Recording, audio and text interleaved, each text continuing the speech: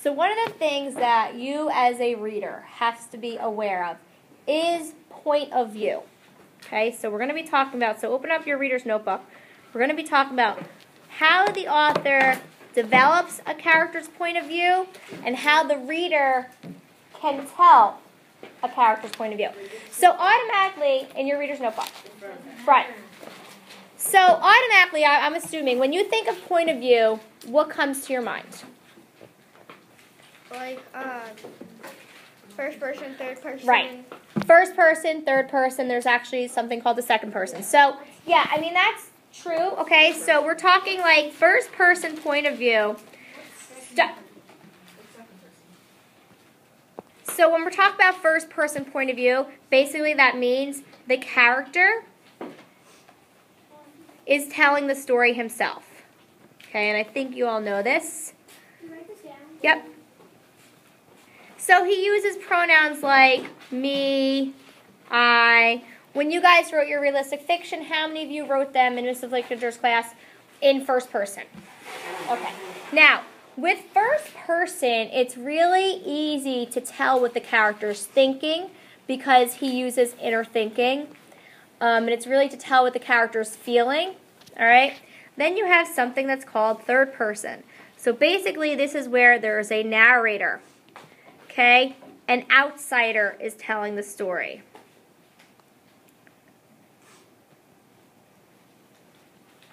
Okay, so pronouns like he, they, okay, that's what they would use. So you have first and third. In the story that we're reading, Inside Out, it is a personal narrative. So because it is a personal narrative, that makes it's being told in first person because the story is actually happening to the character, all right?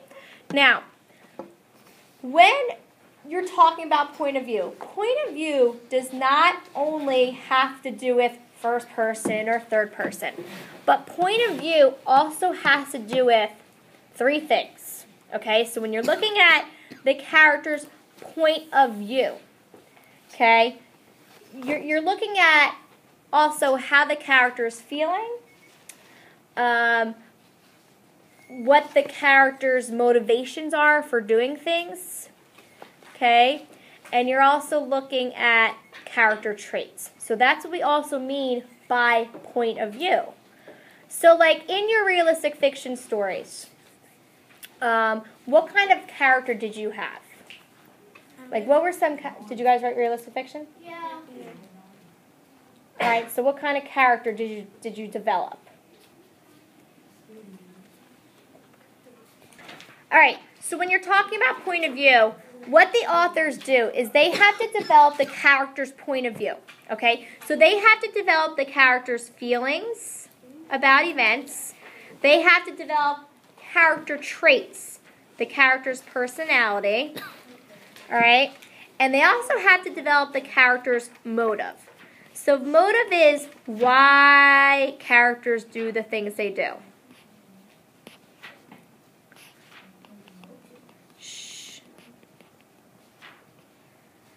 All right, so these are the three things: feelings, traits, and motive. This equals character's point of view. So when you read the story Inside Out, the author wrote the story in such a way and used certain words that told you, or where you had to infer how the character was feeling, the motive why the character did things, or you totally got to know the kind of person the character is, his personality, through traits. Now, the author does this in three ways that we're going to talk about. He can do it by the character's inner thinking. You all know what inner thinking is? Yeah. It's what the character is thinking on the inside that he doesn't share with anybody. Okay? The point of view is developed by inner thinking, by actions, and by words. So the author, before the author writes a story, he really, really considers these three things to help develop the character and the character's point of view. All right, I'm going to show you exactly what I mean. So if you turn, when you're done taking your notes, I want you to turn to page 264 in the story Inside Out. And do me a favor and reread paragraph 3 on page 264 that starts off with, I was about to put my hand in the jar.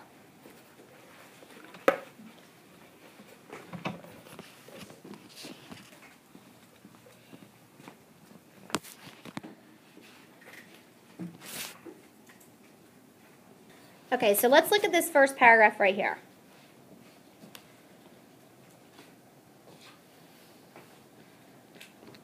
Okay, so right here we're going to look. So it says, I was about to put my hand in the jar to touch the caterpillar when the bell rang.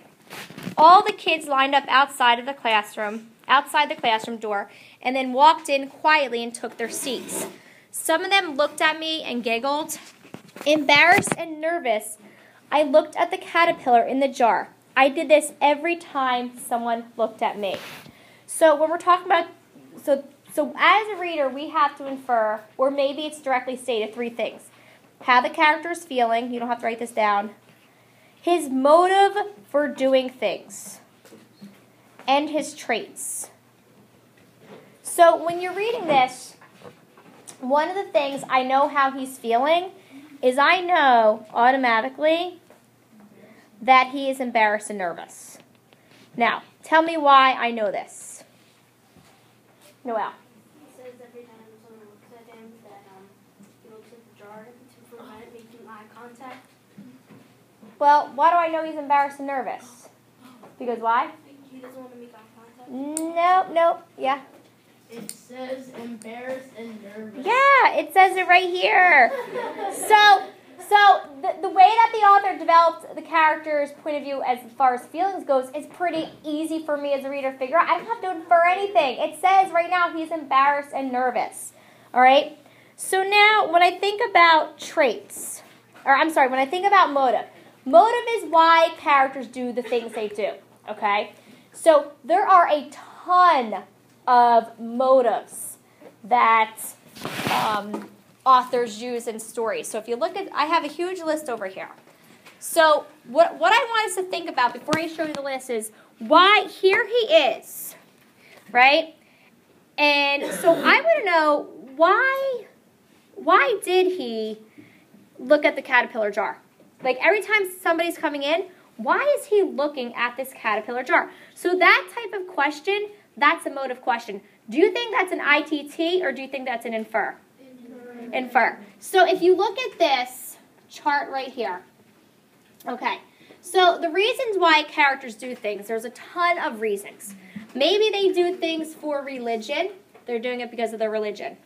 Okay, like for example, remember the guy who wanted to be a police officer in that one story he had the long beard? Okay, he didn't cut it off. What was his motive for not cutting it off, Alexa? Perfect. Okay, people do things out of love. All right, people do things out of power. Obligation. What do you think I mean by obligation? Yes. Something that you're you kind of sign a contract to do. You have to do. Exactly, you have to do it. Okay. Fear, revenge, friendship, money, popularity, past experiences. Like maybe people do certain things because something happened in their childhood. And that's why they do certain things. Jenny. I watched the movie Ted with my parents, and the guy who wants to take the teddy bear, who was Ted, he always says yes to his kid because in his childhood, his parents would always say no. See, there you go. So that's his motive. It was because of a past experience. All right. Society expectations. Like maybe you do certain things because that's what society is telling you to do. Justice. So let's say, for example, you have, I'm sure you can think of a book or a movie where somebody did something. Maybe they killed somebody, but they're doing it out of justice.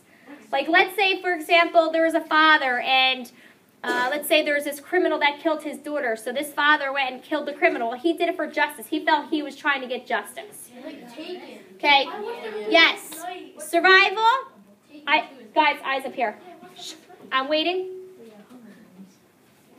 Survival, fame, yeah, Hunger Games. They kill each other for survival. All right, fame, reputation. Maybe people do things to maintain their reputation, to keep their reputation, to not tarnish their reputation. Pleasure, pride, adventure, greed, knowledge, hate, vengeance, escape, belonging, independence, acceptance, achievements, loyalty, passion, protection, recognition, a social status, esteem, like confidence, security, envy, anger. So if we go back, you have another one, what? Peer pressure. Oh, good one. Does poverty count in money? They do things, well, it would be money. All right. Is there anybody that can think of any ones that are not on this list? Okay. Yeah. Well, like tests, like kind of not being forced, like not really obligation. If we look back to this paragraph and ask ourselves, look at that big long list. Why, if you had to pick a word, okay, to describe his motivation, because motivation is part of a character's point of view, okay?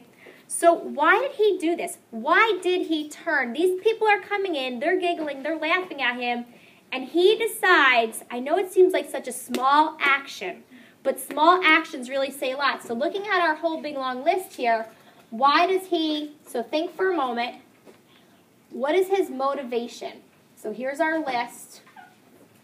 I think there's probably 2 words I could pick out here. Okay, I'm going to give you a minute to think. So if I was looking at this list, I would agree. One of the reasons he looked is because for security. So explain that to me, Alexa. What do you mean? So like, I mean, he looked at the caterpillar for like someone who like made him feel better, or who like was just there for him. Right. He's doing it for comfort. Is there another word that explains why he was doing this? Yes, Chris. Well, wait. Why he was doing what? Why did he look at the caterpillar jar? Okay, never mind. Jenny. Escape, and I thought of another, like, Wait, what did you say? escape. Yeah, that's awesome. So wait, do you see how this list can totally help you? I'm going to print this out for you. So what is he escaping from? Jenny? All the kids, like, laughing at him, and, like, it's, like, kind of what Alexa said, like, escaping from them, like, laughing at them, and the caterpillar's kind of his escape. Because To, like, make him feel better. the embarrassment. Good. Yeah. Independence, because like he's sort of wanting to be alone because they're like laughing, he feels embarrassed. So But that's not, independence and wanting to be alone are 2 different things. Okay, so based upon, so we know the feeling, we know the character's feelings, we know the motive, but now we've got to look at it and say, what actions did the author deliberately pick to use in this part to really develop the character traits? Anthony. Shy. Okay, you would say he's shy. Tell me why. Because it said he was embarrassed and nervous, so if he's embarrassed and nervous, when someone looks at you and giggles, it kind of makes you seem a bit shy. And then every time someone looked at him, he looked at the caterpillar at the jar because he wants to get away from the embarrassment world and, like, talk to the Okay, caterpillar. Like, all right. Shy, give me another word, yes. Reserved kind of, because he's like not talking to anyone. He's just sitting there alone and looking at the caterpillar instead of maybe looking at anyone else. Okay, reserved. Jenny, one more. Independent, like, cause, like, Ooh, wait. Do you guys agree with this? Independent? Why? yeah, because he's not trying to make you well, like, cause, like, he's sort of, like, by himself, like, and, like, he's not, like, trying to make any friends, like, All right, now, if you look up here, all right, so I have this rubric. This is what I'm going to start doing, is I'm going to start scoring your questions individually, and I'm going to tell you exactly how I'm going to score it. So, you know, you're all making inferences based upon, you're making inferences about the character's trait, and you're using his actions and feelings to, as evidence to back up the trait, right? But what's happening is, like Jenny, like I noticed what you did is you had this analysis. Like you're analyzing the story, and you're just analyzing, trying to figure out what kind of person the character is. But sometimes what happens, if you look at this little chart right here, it says you recognize textual evidence, but you can state what the text says, but analysis may not be accurate. So your analysis, you're saying he's independent, but that analysis, it's not really right. He's definitely would not be independent. Now, where some of you, you're right here. You're citing textual evidence, and you have an analysis that is correct, and your evidence supports your analysis. So, like when you said he was shy, yeah, it definitely shows he's kind of shy. Like he's sitting there and he's not talking to the kids that are walking in. And he is turning his head to avoid it. But somebody from the class said a better word, sensitive.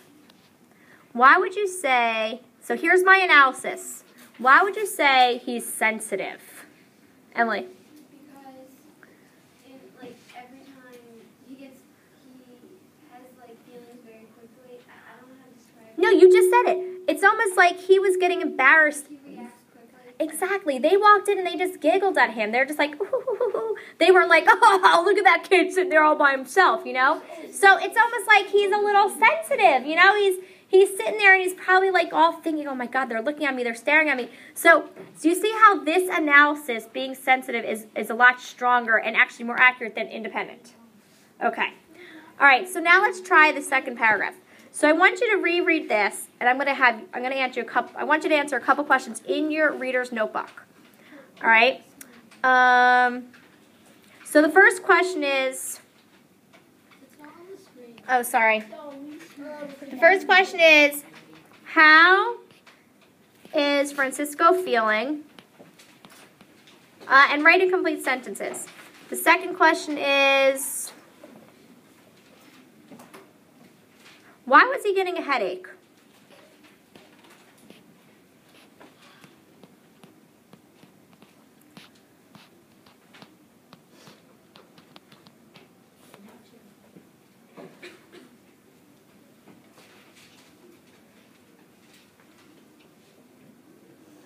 And the third question is,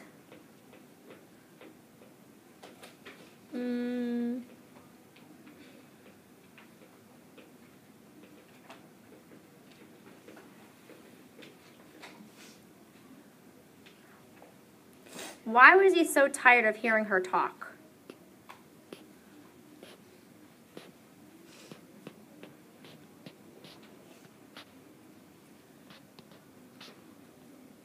Now, before you answer this, what kind of question is number one? Are we talking about motive? Are we talking about trait? Are we talking about feelings? It's a tough one. Say it if you know it. Yeah. Good. Number two, motive, feelings, or trait? Say it. Motive. Anytime a question wants to know why is a character doing something, it's motive. Three, why was he so tired of hearing her talk? Motive, trait, or motive? All right, so go ahead and answer those questions right now. All right, so how is he feeling? Shannon? Anxious. Okay, and you know that because it's directly stated in the text. So if you look right here, he was anxious. But now here's the problem. Do you all know what anxious means? What does anxious mean? Shh. Yes?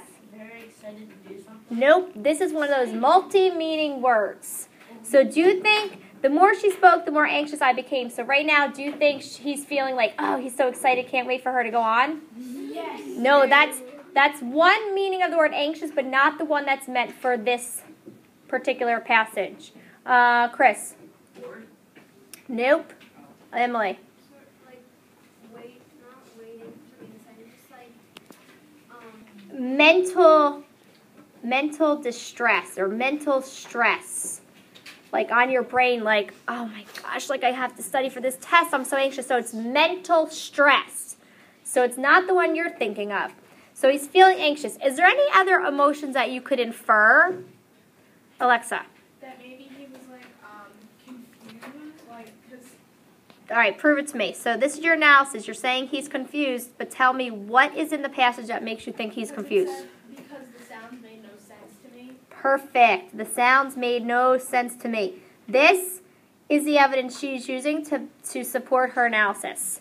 Okay, number two. Why was he getting a headache? All right. So why was he getting a headache? Noelle. Because he didn't understand what the teacher was saying. Exactly. He was not understanding what the teacher's saying, but why was that giving him a headache? Noelle? Because he tried to process it and it was too much work for his brain. Exactly. He's trying to process it, and it's just too much work on your brain. And how many of you ever felt that way? You're thinking so hard that you get such a headache. All right. The third question is, why was he so tired of hearing her talk?